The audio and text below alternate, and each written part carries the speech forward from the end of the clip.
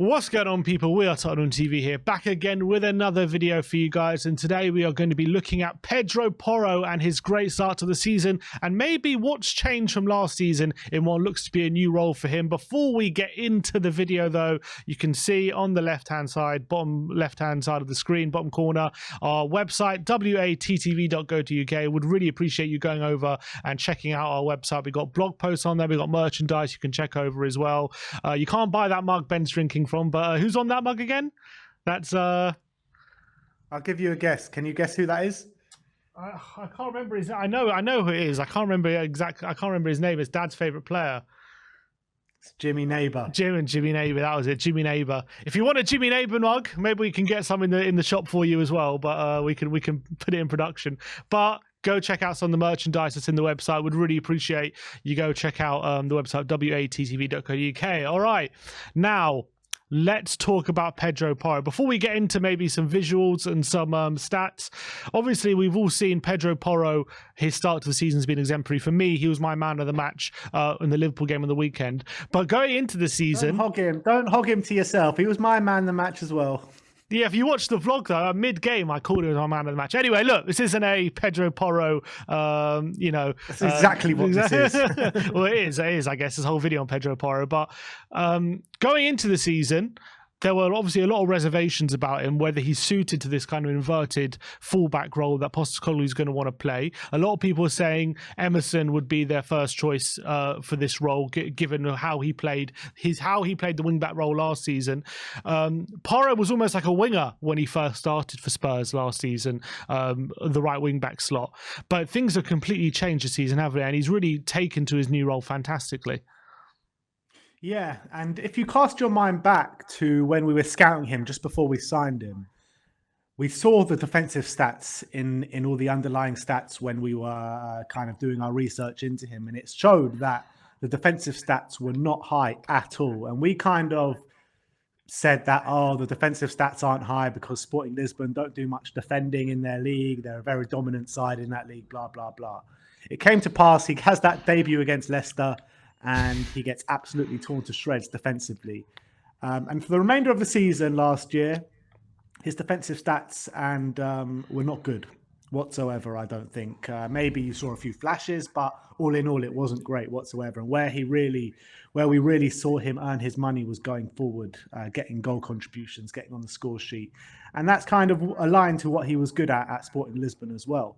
And fast forward to kind of now, at the beginning of the season, I actually mentioned him in one of the players that I don't think is going to do too well under Postecoglou, and I think he's going to be one of the flops of the season. And how wrong was I? Because I think maybe this inverted role has really given him a bit more sense of awareness and a sense of where he needs to be on the pitch, and his defensive numbers and his anticipation, his sliding challenges, the way he's holding off attackers now. I think it's just credit to the coaching team at Tottenham Hotspur, to the way they've brought him on so much in such a short space of time. And I couldn't have been more wrong with what I said before the season in saying that he's going to be maybe one of the flops of the season alongside Vicario.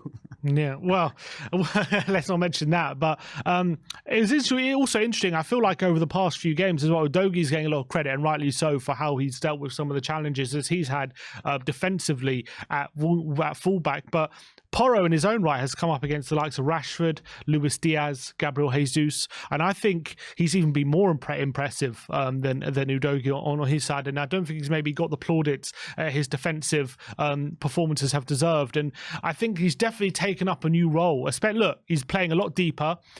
He's not as offensive, but he's still on the ball very, very effective, and he's still using his main attributes to good effect as well, which I think is so promising and really great. So I want to just show a few visuals as to how his role has changed and what Postecoglou has maybe brought to him and how he's changed up his performances. So if you look at his heat map from last season, This is how this is only for Spurs in the Premier League last season, where kind of what positions he was taking up. So very wide, very high, quite aggressive, getting into the penalty area a fair bit. But you can see he's very much, that's pretty much like a winger's fullback. And to be fair, he covers a lot of ground there. You can see a lot of touches in our own half as well, but very aggressive when it comes to in the opposition half, very wide.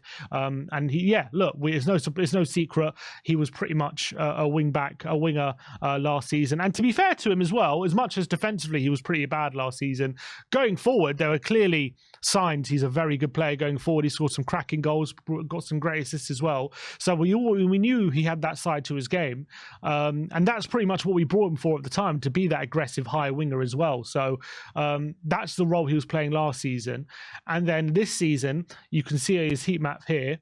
Look how it's changed. Very central, a lot more concentrated in maybe the half spaces in front of the central area. Even in his own half, like it's almost a bit more of like a defensive midfielder than a right winger, especially in the opposition's half as well. Not as many touches in the final third, but very much getting involved in the build-up play. And it's just a very different role to what he was playing last season. Yeah, it really is. And like I said, I really think, as you can see on screen now, the kind of inverted role, you can see he is much more central this year than he was last year. And I think it has given him a different kind of side to his game, maybe that bit more awareness that he didn't have as opposed to being a wing back, because the role of a wing back is so different to an inverted fullback, where you have the wing back is just trying to attack the fullback at all times, attack, and being almost a kind of attacking winger, whereas a fullback, you need to have that defensive nous about you, and you need to, especially inverted, and you need to have that awareness around you in the center of the park as well as at right back. So I think it's given him a different aspect to his game. Yeah, because even in the heat map from this season, you can see he is a lot more central than last season, but he still has a fair bit of concentration out wide as well, which goes to tell me that he's still utilizing his abilities when out wide, which we know he can be very good in those positions, whipping crosses from the wide areas and maybe making Spurs a bit more wider when we need to. So I like the duality of the role as opposed to last season, where he pretty much stuck to the right hand side and didn't really move from there. Whereas this season there's a lot more variation to his play than last season.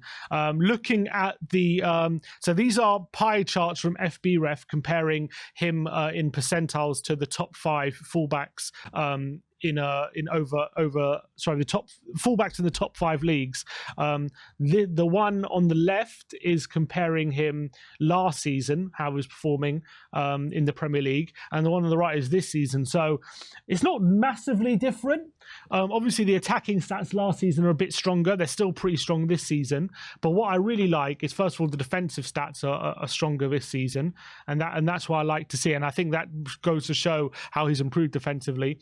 And the the take-on stats are better last season, but I think that just goes to tell me I don't think he's being asked to take on as many people as he was last season. As you say, last season he was a winger. This season he's got his performances a lot more controlled. They're a lot more like last season. He was very much running at 100 miles an hour all the time, trying to get forward as much as possible. This season is much more controlled, a lot more purposeful in that aspect. And I think his passing, what I like about his passing as well, the pass completions and progressive passes is a lot higher than it was last season, which I think is definitely part of Postecoglou's possession-based system, where he likes to keep control of the ball a lot more often. I feel like last season, he obviously was a good passer, but he was a lot more wasteful with his passing. I don't think in build-up play he was as good as this season, and that's one of my favorite things I'm liking about Porro this season, is that when he gets the ball in the middle of the park, he's a lot more controlled about where he's passing the ball, and he gives away possession a lot less than he was last season, and that's really encouraging compared to last season, where obviously he was a winger, but he's always going to lose the ball a lot more often. But that's obviously part of the role. But I like how he's adapting his game, and it's improving him.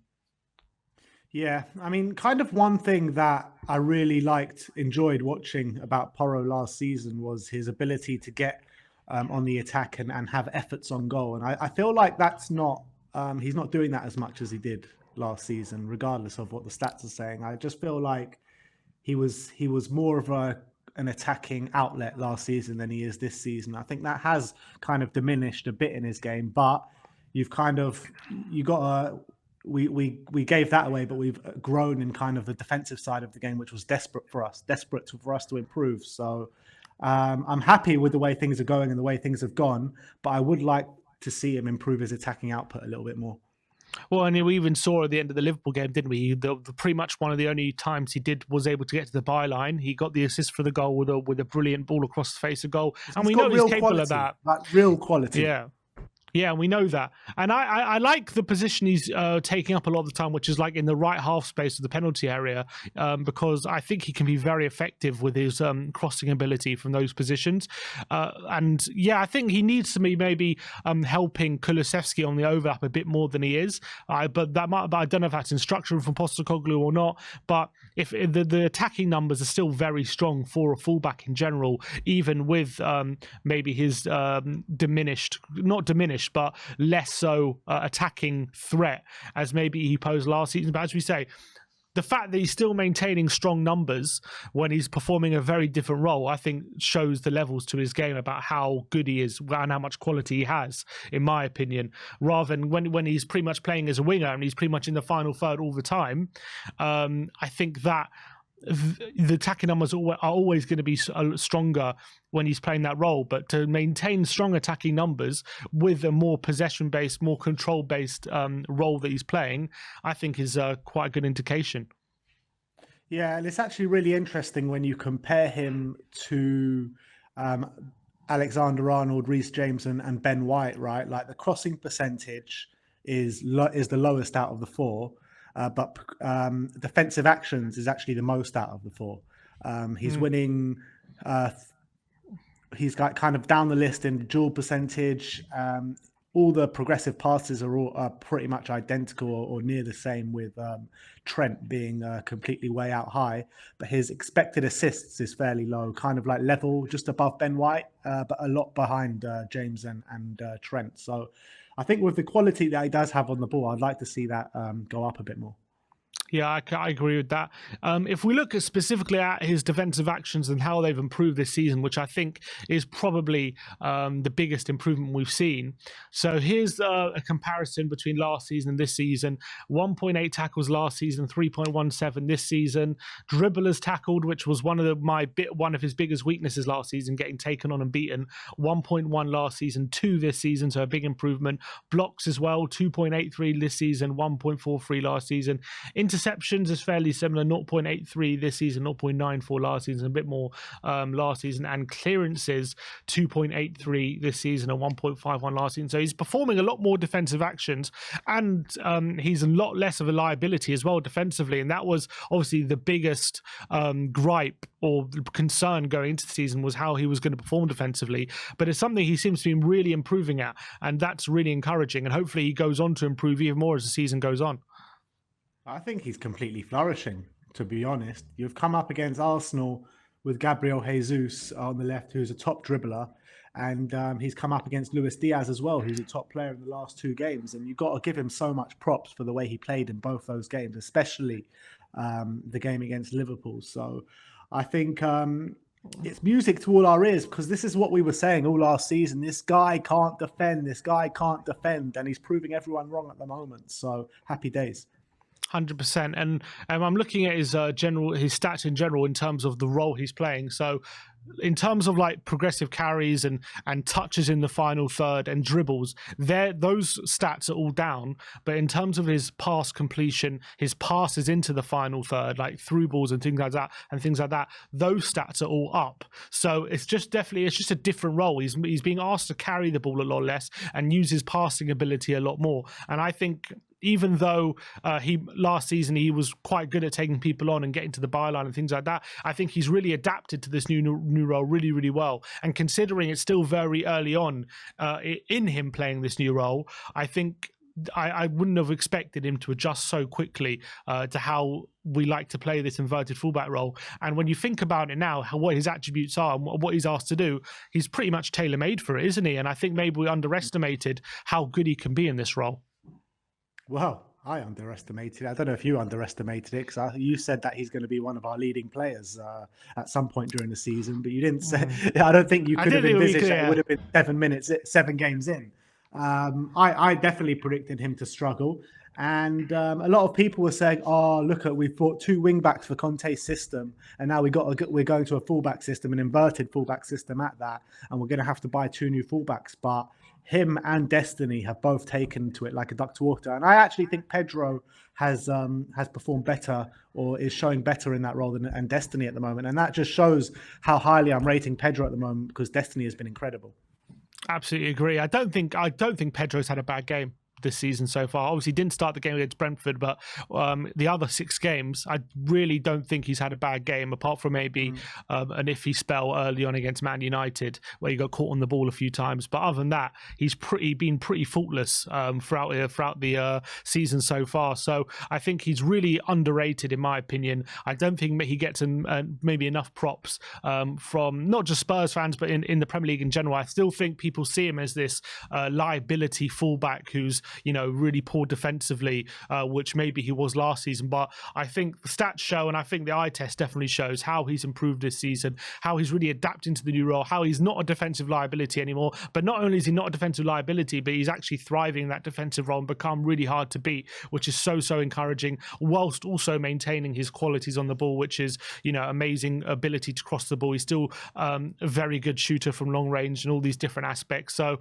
look, Pedro Porro, fantastic start to the season. Just wanted to do a video to show how underrated we think he is, and I hope you all agree. And I want to know everyone's thoughts in the comment section below about what they thought of Pedro Porro's start to the season, what you thought of all the stats you've seen on screen today. Let me know all your thoughts in the comment section below.